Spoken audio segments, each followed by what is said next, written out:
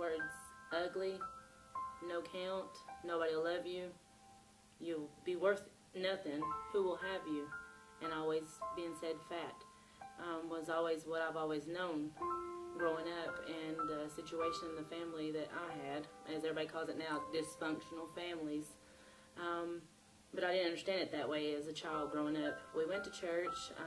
Mom, I guess, just did it just to send us somewhere to have a little bit of a religion in home. And little by little, I had, to deal with my sister and them growing up, taking care of them, doing the role as the mother, because Mom wasn't there, working all the time. My grandmother helped out.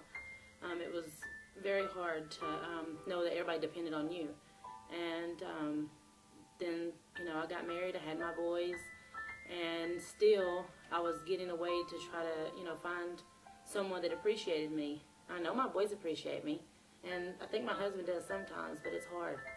And still the name Colleen, but it's in Spanish, and it sounds even worse in those tone of voice of Spanish. But still, I always had someone, this lady in the church, she knows who she is, and she always told me, come visit our church, come visit the church. And I always ended up having to say, well, I got to go to the flea market, I got to do this, I got to do that. And, I know I could never get my husband to come with me. And my boys are so hard, I was like, oh, they're going to make so much noise. And she's like, well, at the church, they don't care, they love children and stuff. And when I finally got in here, the preacher, and this quote's been said before, he looked at me in my eyes. He didn't look at what I had on. And I had some of my ex-clothing that I used to wear, and he didn't even look at that. He looked at who I was, a child of God. And I didn't know that at the time. I'd been taught that, but I didn't know that. And to know that someone can appreciate you for who God made you to be. And I never had those words here to be said to me. You're nothing, you're nobody, you never amount, you're ugly, you're fat. Here it's always, you're beautiful, you're somebody. Find a place where you can fit in, and here you fit in. And then struggling over the 3 years that I've been here, my first year was the worst, and that's like the devil always deals with you. It was the worst ever, what do they call it, straddling the fence, and going to the clubs and trying to come home. And I thank the Lord every day that you all have that breakfast program, because if that wasn't, here, I wouldn't have forced myself to get up and get my boys ready in the morning after getting home at 3, 4 o'clock in the morning. I wouldn't have done that. But, I had to get my boys fed, and I had to, still stay in, and I'm glad that, people were praying for me, and people here pray for you. No matter if you don't think they do, they pray for you. And they have really helped me out spiritually and reading the Bible and stuff. There's always something to do at this church, and the family here, and like I was saying, family, familia, it sounds the same in Spanish and in English, and it has both the same meaning.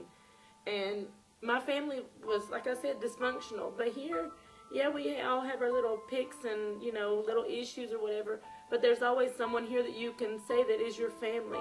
Now my family's very large. I always had a big family, but this family's very large.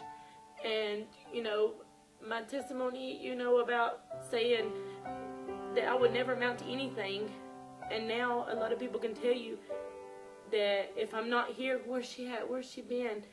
And it's hard to know that somebody loves you, that somebody cares for you, that somebody will call and see where you're at, or even send you a card. And I never had that. And it's, it's hard, and it's one of those things that you want to stop the cycle. Everybody's like, oh, it's how my mom was, how my granny was, how my dad, or so-and-so. But I'm trying to stop that with my boys. I don't want to be the same way my mom was, or my granny.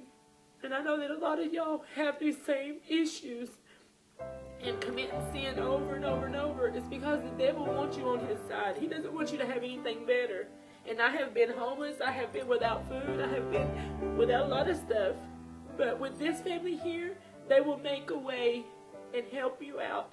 If it has to be money-wise, food-wise, or just to give you a word or a hug. Even though you don't want nobody to touch you, you don't want nobody to love on you or anything, because you're not used to it.